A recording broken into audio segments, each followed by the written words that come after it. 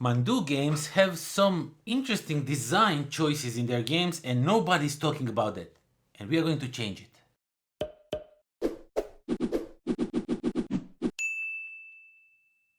What's up everybody, welcome to the Life of a Board Gamer. My name is Daniel and today we are going to talk about DEITIES. Another game from Mandu Games that has some awesome design choices that nobody's talking about, and I am going to change that. So in DEITIES, you are playing as one of the gods and you are trying to appease to the people. You are trying to score the most points and be most beloved god. If I'm not mistaken, don't take me on it, because usually I don't know about the stories of the game, the background and all that. I'm kind of bad at that stuff.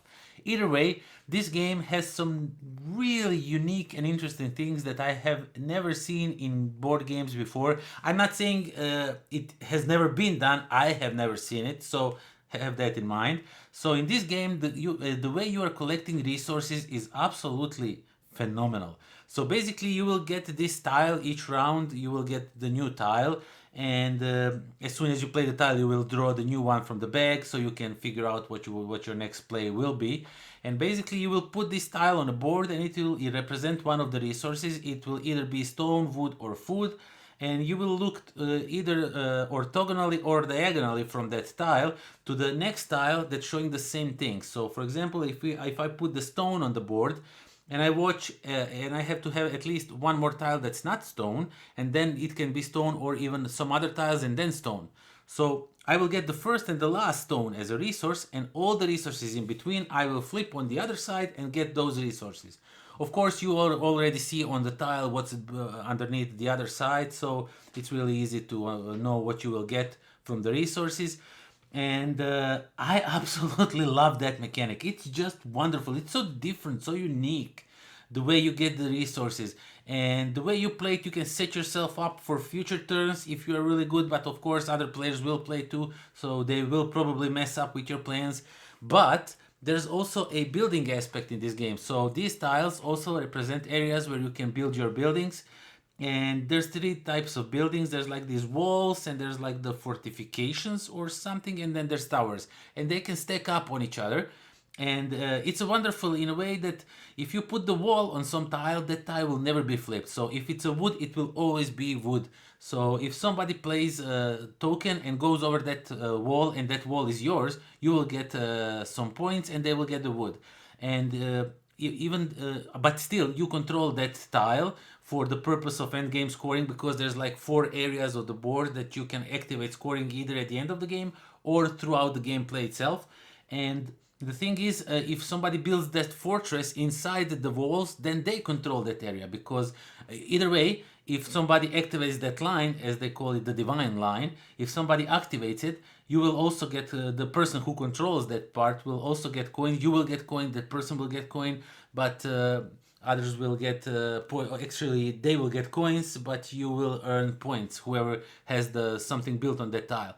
And when you put the tower on it, then you can maybe get control over it again, or other player can put a tower on, so there can be there's a great chance that there will be 3 different players building on the same spot, but whoever builds the last tower controls that area for the rest of the game, controls that tile for the rest of the game. So it's kind of like a battle with the control area going on and building these things. It's just wonderful how everything works. The game is super easy, it's super light. It sounds like very take that-ish, like you're really in each other's faces, and you kind of are, but still the game is fast and it's so much fun that you kind of forget about that aspect that you are going against other players. And there's also some secret goals that you will have, and there's some people that you will come as soon as you build some walls. You will take some tiles and put you will put aside next to your board, and if you build on certain areas you will get some extra resources, so you can earn some resources that way also, so you can secure yourself to build more on a forest areas or maybe on a water areas, because you will earn some resources or some coins that way, because the coins are like a ultimate resource of the game. They can substitute anything else. But overall, I really, really like how the resources are collected, and I really enjoy the game because it's fast, it's fun, it's a little bit take that, but really like a small amount. Doesn't even I don't know why I'm even mentioning it.